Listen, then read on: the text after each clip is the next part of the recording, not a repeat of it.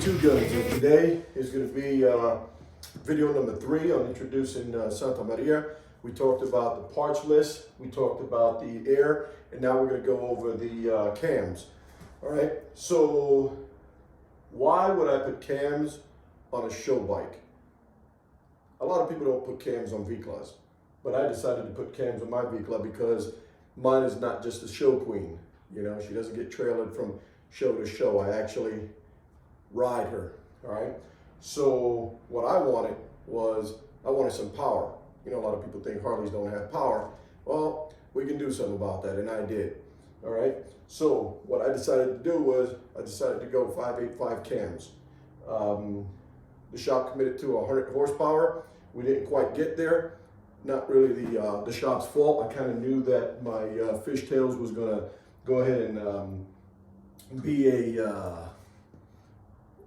an issue with trying to get to that horsepower, because you need more back pressure, and I was not going to go into the 2-to-1 exhaust in order to get there. I needed to have this bike reflect the true V-Class history and the look of a V-Class. So I'm keeping my pipes, and I'm going to take the loss on the additional horsepower that I could have had. All right.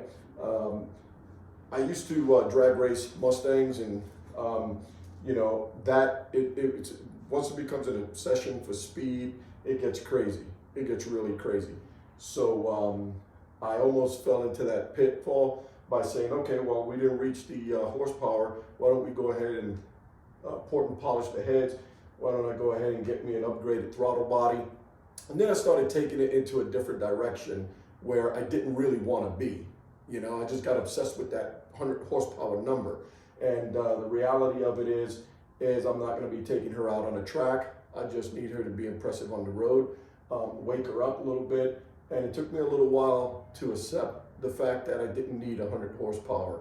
So what happened here is that this is a 2005 Deluxe, and they usually come out of the factory with stock equipment. They come at a 75 foot-pounds of torque.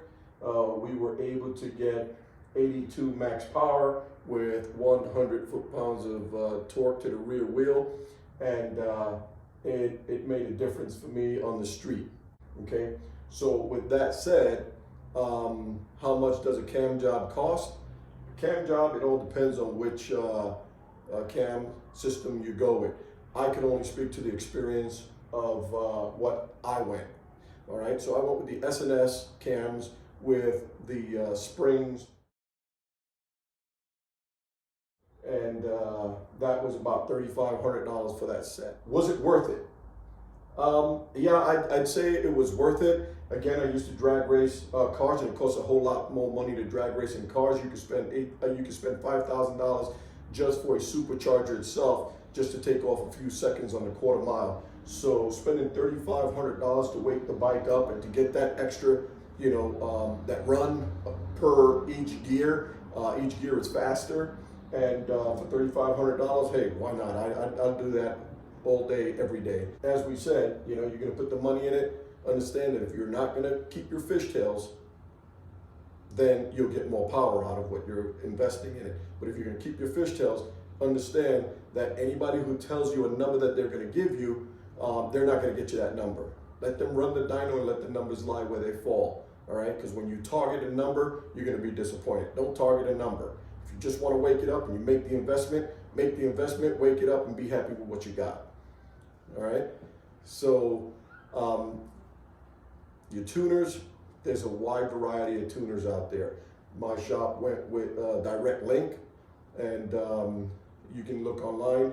They'll tell you what the top 3 tuners are, the top 8 tuners, top tuners for Harley Davidson. One thing about the aftermarket, as you know, if you're in this game already, you know that there's a wide variety of choices out there for you. As far as how much does a dyno cost, usually when you get this kind of work done, you know, a dyno run is about $50, depending on where you go. And again, when they're doing the work, they usually put that number into the labor of putting in your cams. How much horsepower are you going to get out of it? What is your intent? Is your intent to have a show bike or a race bike? Because if you want to make your bike that much faster to where it's a beast, that's a whole different video. All we're talking about here is waking up your show bike if you want to have that extra respected speed on the road. All right.